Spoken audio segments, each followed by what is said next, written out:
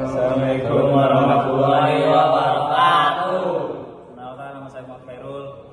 Saya Rizky Suryantia. Saya Muhammad Gilang Kurniawan. Saya Muhammad Ridho. Saya Rizky Pramana. Kali ini kita akan mempresentasikan gas tanggal 24 Februari 2026. Langsung saja. Tentu saja, yang pertama ada pengertian pajak. Menurut Mardiasmo, pajak adalah iuran yang wajib dibayarkan oleh rakyat kepada negara dan masuk ke dalam kas negara. Negara atau pemerintah bertugas melaksanakan undang-undang serta pelaksananya bersifat memaksa tanpa adanya balas jasa. Adapun menurut Undang-Undang Nomor 8 Tahun 2008 tentang ketentuan umum dan tata cara perpajakan KUP, pajak adalah kontribusi wajib kepada negara yang terutang oleh orang pribadi atau badan yang bersifat memaksa berdasarkan undang-undang dengan tidak mendapatkan imbalan secara langsung dan digunakan untuk keperluan negara bagi sebesar-besarnya sesuai kemakmuran rakyat. Dari pengertian tersebut dapat disimpulkan bahwa pajak merupakan kontribusi yang harus dilaksanakan wajib pajak. Mengapa pajak sifatnya memaksa? Karena hal ini sudah diatur dalam Undang-Undang Dasar 1945. Jika warga negara tidak ada yang membayar pajak, pembangunan negara atau pembangunan infrastruktur negara akan terhambat. Oleh karena itu, semua warga negara adalah warga yang berposisi sebagai pembayar pajak. Selanjutnya ada fungsi pajak. Fungsi pajak yang pertama, fungsi anggaran budgeter. Pajak merupakan sumber pendapatan negara untuk membiayai pengeluaran negara atau pembangunan nasional, seperti membiayai pembangunan, memperluas lapangan kerja, membangun infrastruktur, serta membayar gaji ASN. Jadi ada fungsi regulasi atau mengatur. Pajak digunakan sebagai alat untuk mengatur dan melaksanakan kebijakan negara dalam bidang ekonomi dan sosial. Fungsi mengatur yang dimaksud antara lain yang pertama, memberikan proteksi terhadap barang produksi dalam negeri. Dua, digunakan untuk menghambat laju inflasi.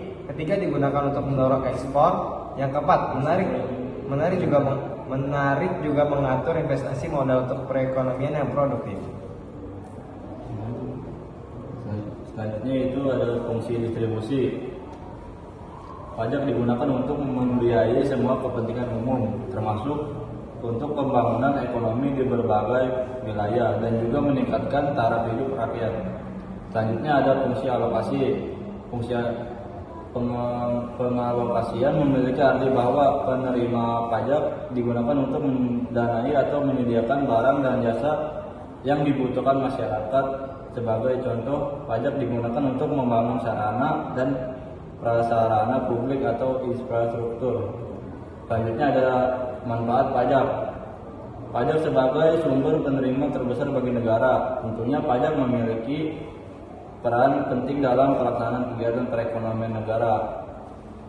Di sini ada beberapa manfaat pajak antara lain sebagai sumber penerimaan negara, menyediakan layanan dan pembiayaan pendidikan, menyediakan layanan kesehatan yang berkualitas, serta membiayai belanja langsung dan tidak langsung. Selanjutnya ada 4 jenis pajak. Yang pertama ada pajak menurut lembaga pemungutannya. 1. Ada pajak pusat. Pajak pusat adalah pajak yang dikelola oleh Direktorat Jenderal Pajak dan digunakan untuk membiayai belanja rutin negara dan pembangunan. Contohnya penerimaan pajak pusat.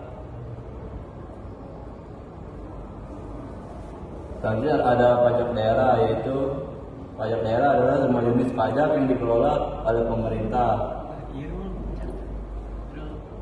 Selanjutnya ada B, pajak menurut pihak yang menanggungnya. Pajak menurut pihak yang menanggungnya terdiri atas pajak langsung dan pajak tidak langsung. 1. Pajak langsung. Pajak langsung adalah pajak yang ditanggung oleh sendiri oleh wajib pajak dan tidak dapat dilimpahkan kepada pihak lain. Contohnya pajak penghasilan. 2. Pajak tidak langsung.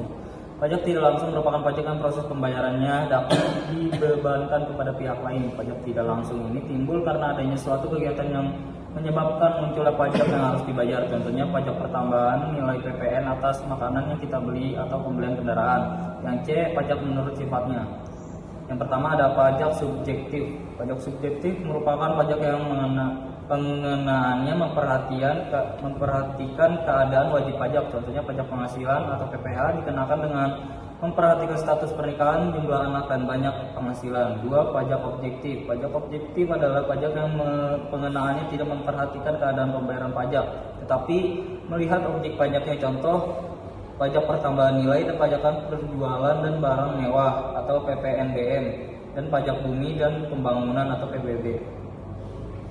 Ada sistem pemungutan pajak. Sistem pemungutan pajak merupakan sebuah mekanisme yang digunakan untuk menghitung besarnya pajak yang harus dibayar wajib pajak kepada negara. Yang A. Self Assessment System. Self Assessment System merupakan sistem pemungutan pajak yang memberikan kepercayaan kepada wajib pajak untuk menghitung atau memperhitungkan, membayar dan melaporkan sendiri jumlah pajak yang seharusnya terutang berdasarkan peraturan perundang-undangan perpajakan. Yang B. Official System Assessment System. Pemungutan pajak di mana penentuan besaran pajak dilakukan oleh pihak-pihak pajak. Contohnya pajak bumi, bangunan, PBB. Wajib pajak tidak perlu melakukan penghitungan besar pajak. Wajib pajak melakukan pembayaran pajak sesuai dengan surat pembayaran pajak terutang atau SPPT. Yang C. Withholding System. Sistem pemungutan pajak yang dilakukan oleh pihak ketiga, contohnya pajak penghasilan. Yang keenam ada asas pemungutan pajak. Menurut Adam Smith dalam bukunya Wealth of Nation dengan ajaran yang terkenal The Four Maxims, menjelaskan asas pemungutan pajak sebagai berikut. A. Equality atau asas keseimbangan. Pemungutan pajak yang dilakukan oleh negara harus sesuai dengan kemampuan dan penghasilan wajib pajak. Yang B. Certainty atau asas kepastian hukum. Semua pemungutan pajak harus berdasarkan undang-undang sehingga bagi yang melanggar akan dikenai sanksi hukum. C. Convenience of payment, asas tepat waktu. Pajak harus dipungut pada saat yang tepat bagi wajib pajak, saat yang paling baik. Misalnya saat wajib pajak baru menerima penghasilan atau saat wajib pajak menerima hadiah. Yang D. Efisiensi, asas efisien. Biaya pemungutan pajak diusahakan sehemat mungkin. Biaya pemungutan pajak jangan lebih besar dari penerimaan hasil pajak. Yang terakhir ada perbedaan pajak dengan pemungutan lainnya. Pajak dasar hukumnya yaitu dari undang-undang, sementara pemungutan lainnya dari peraturan pemerintah, peraturan menteri dan sebagainya. Pajak balas jasanya yaitu tidak diterima secara langsung, sementara pungutan lainnya dapat diterima secara langsung. Objeknya pajak umum, sementara pungutan lainnya orang atau masyarakat tertentu. Pajak bersifat memaksa, sementara pungutan lainnya bersifat sesuai dengan kebijakan pemerintah. Pajak sanksinya yaitu sesuai dengan yang tercantum dalam undang-undang, sementara pungutan lainnya sesuai dengan kebijakan pemerintah. Yang terakhir, pajak jatuh temponya sesuai dengan tahun pajak, pungutan lainnya sesuai dengan pemakaian.